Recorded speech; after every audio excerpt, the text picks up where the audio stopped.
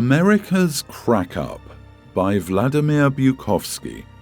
Exactly 100 years before I was born, the great Russian writer Nikolai Gogol prophetically described Russia as a troika, rushing headlong for no apparent reason or purpose, just for the joy of fast driving. O troika, thou bird of a troika! Who was it that first thought thee up?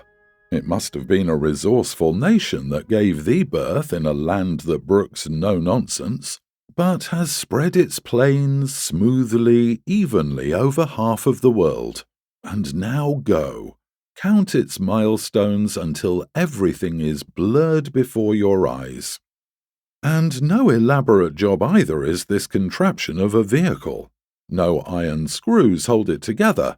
An axe and a chisel, that was all a smart Yaroslav peasant needed to make it and fit it in a jiffy. The driver wears no German top boots, he is all beard and mittens, and sits on— the devil alone knows what it is he sits on, but the moment he has half risen in his seat, has swung his whip and struck up a song, off shoot the horses like a whirlwind.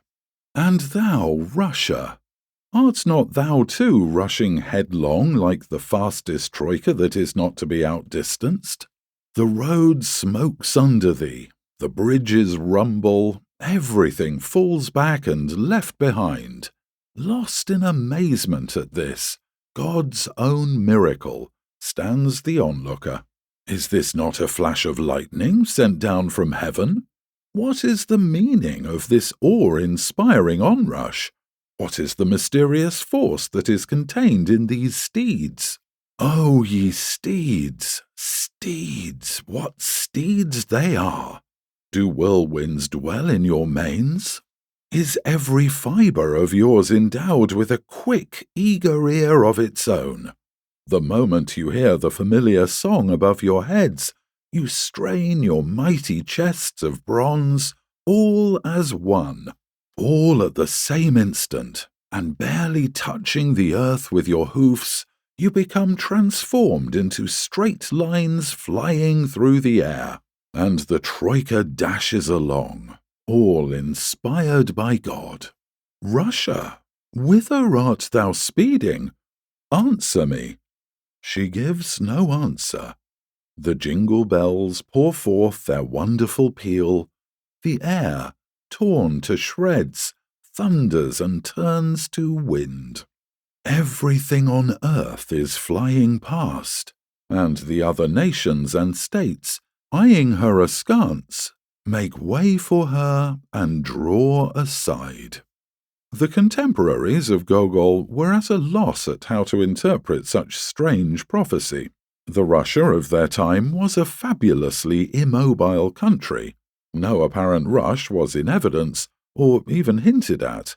But now, a century and a half later, we have no difficulty identifying even the smallest details of the picture. Who is so blind nowadays who cannot recognize this contraption of a vehicle called developed socialism, put together by a smart peasant in due hurry of a 5-year plan, out of odd bits and pieces procured from foreign lands? The devil alone knows how the driver manages to hold on when the horses dash along, and why the unwieldy carriage does not fall apart at the first bump. And the steeds, those steeds, what steeds they are! I could write a whole poem about what these steeds think when they hear above their heads the all-too-familiar songs of proletarian solidarity and fraternal assistance, of eternal duty and the bright future.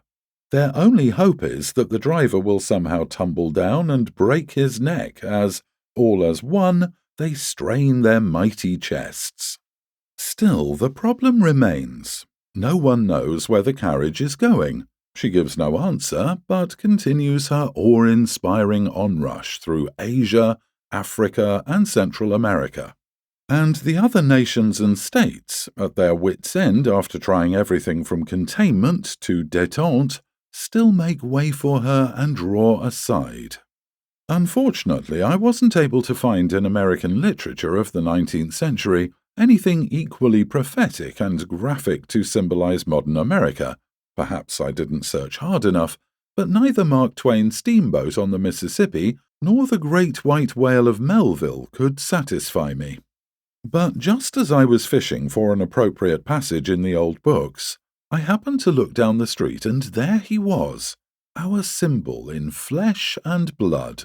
Speeding recklessly along on roller skates was a middle-aged Californian, about 45 years old, I'd say, judging by his greyish beard, in defiantly red swimming trunks, mouth chewing gum, and steadily making bubbles, ears plugged safely by Walkman earphones. His eyes seemed to be the only part of his body not entirely pleased with their occupation. They expressed total amazement, as if repeating that favourite American phrase, "What's going on here?" I imagine this amazement would disappear if our friend could watch TV at the same time. As outraged as some Americans might be by this image of their country, the resemblance is too striking to deny. This great nation of pioneers and gold prospectors, this land of opportunity and tough competition, has become effeminated by a few decades of peace, prosperity, and social security.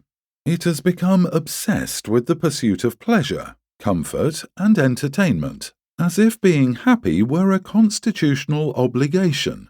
Irrespective of their age, Americans are supposed to be kids, and the ultimate objective of their lives is to have fun.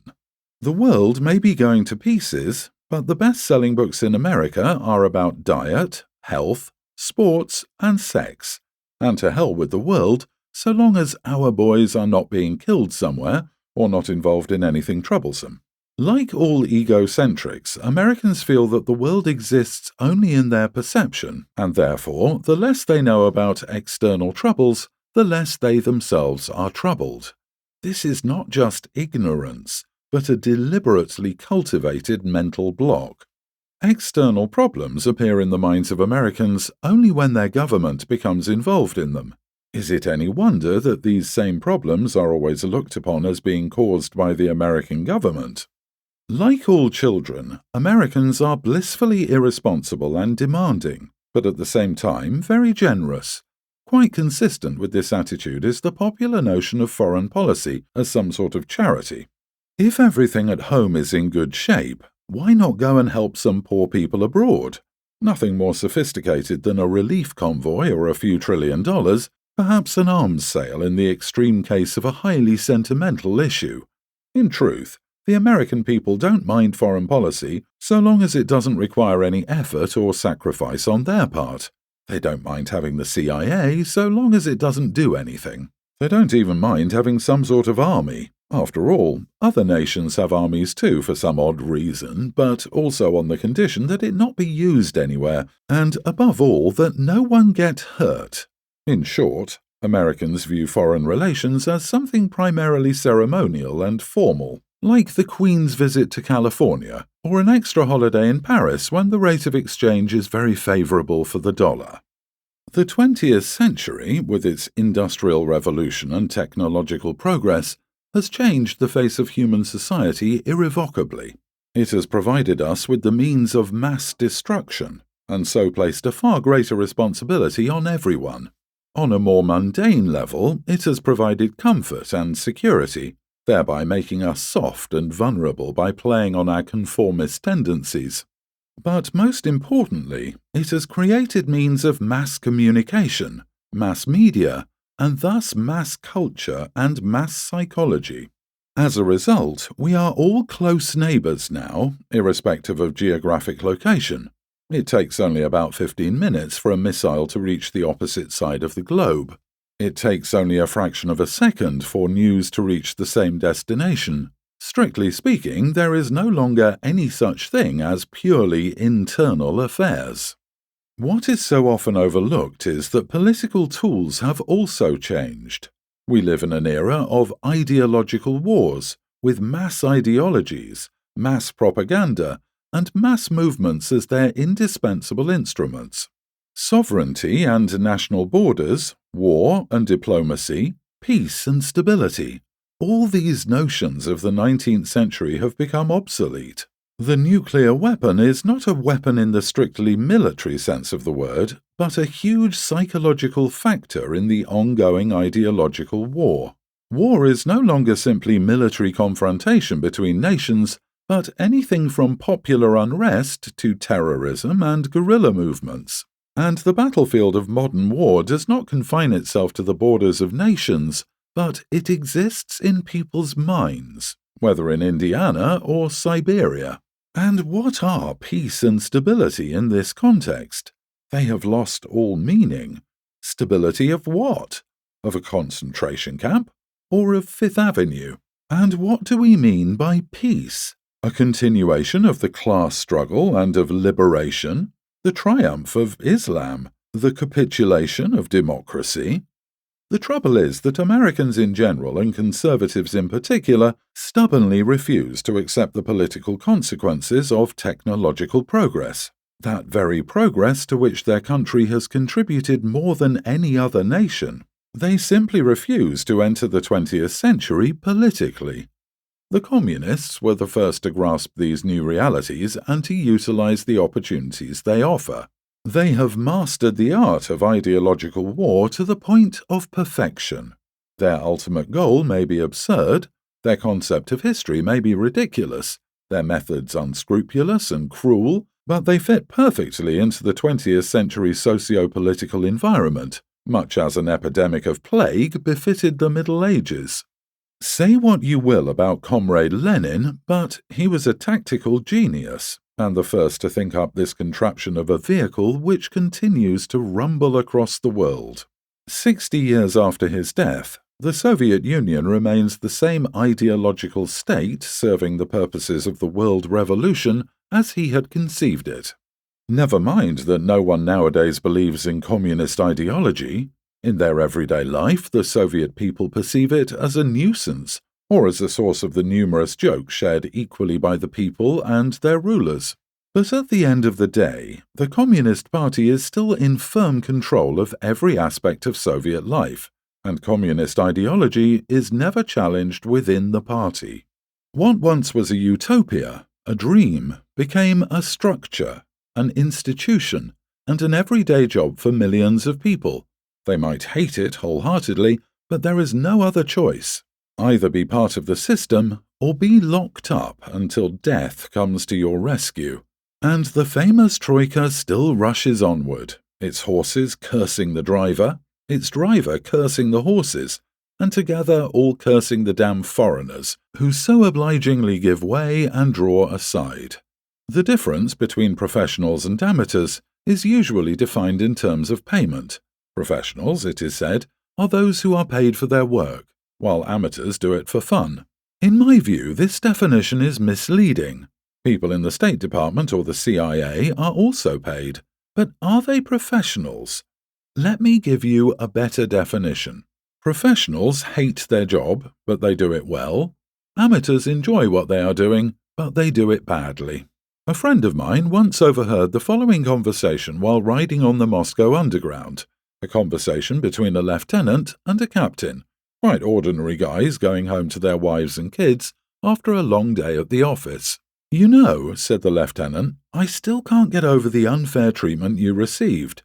Just think of it. You worked on that damned Ethiopia for 3 years, and just when things started moving, they replaced you with that fool with the high connections. And now that the people you found, prepared, and promoted in Ethiopia have come to power in their glorious revolution, this fool gets promoted to major. But you are still a captain. What dirty play!" Tomorrow, our deeply offended captain may defect to the West and come to New York. He will display a remarkable knowledge of the advantages of democracy upon arrival. No need to educate him about the great American liberties. He knew about them all along, even while masterminding a bloody revolution in Ethiopia, even while professionally subverting those very liberties. But as long as he is still in the Soviet Union, he will do his job very well. He is probably doing it as a matter of duty right now in El Salvador. He hates what he does, but he does it well. Yes, the Soviet system is a gigantic professional machinery of subversion which has entrapped 275 million people. Of course, the Soviet system is not perfect. It makes its share of mistakes, but who is here to exploit them? Soviet policy is planned some 20 years in advance with considerable precision, and to be successful, the US response must be equally precise and well planned. But what in fact do we have?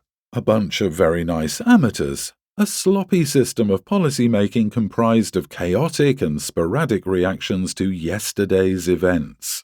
No long-term concept, no policy, just reactions when the trouble becomes too apparent.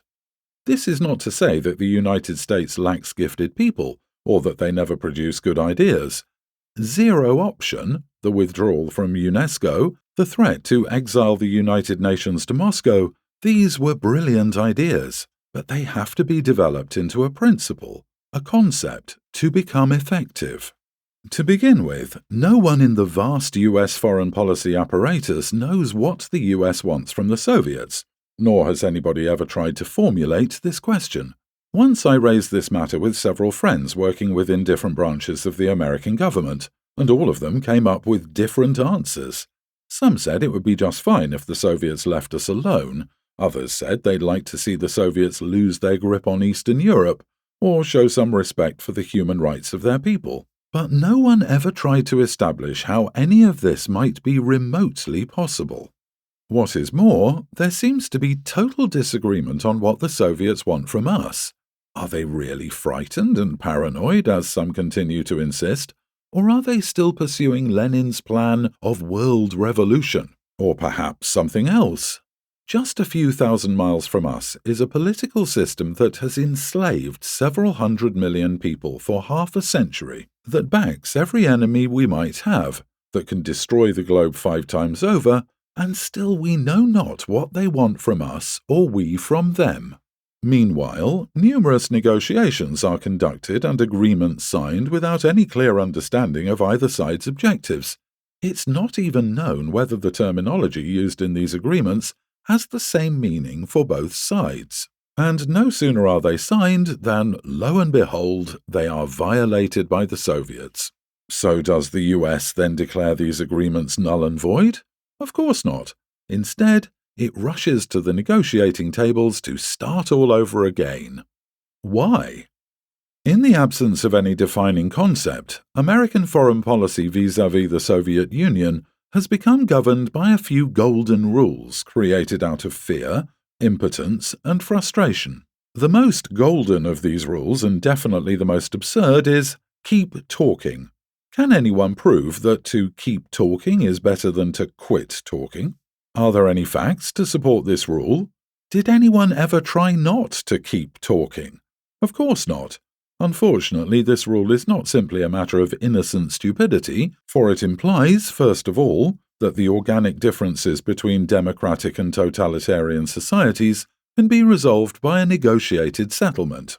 This misleading notion misrepresents the East-West conflict as a sort of tragic misunderstanding that can be cleared up only if we engage in constructive dialogue, try to understand each other, sit down and talk, or perform some other rite of liberal nonsense calculated to lay the blame on the West for not trying to understand the poor Soviets. On the other hand, the keep talking rule deprives the West of much-needed flexibility and initiative in choosing when to talk and when not to, and on what conditions and for what purpose, while leaving the Soviets under no obligation to keep talking. As a result, American policy is left hostage to Soviet interests and dependent on Soviet approval. The success of American policy is therefore judged by the number of agreements concluded between the two sides, by the number of talks, dialogues, and concessions made to, and not by, the Soviets. At the same time, such criteria confuse the notion of what normal relations between the East and West are. If American policy serves Soviet interests, and the Soviets condescend to a dialogue, relations are said to be normalizing. Underlying this strange rule is an understandable fear. It is too scary not to keep talking. Just as a frightened child lost in the woods starts talking loudly to himself to dispel the dark shadows, Americans believe that talking to the Soviets will dispel the threat of war. But to add insult to injury, a second golden rule comes into play as soon as talks start. Better something than nothing. Perhaps this would be a good rule to follow in a democracy or when dealing with another democratic country. But when dealing with the likes of the Soviets, this is a sure way to get mugged. They'll take what they want from you in exchange for something neither you nor they care about.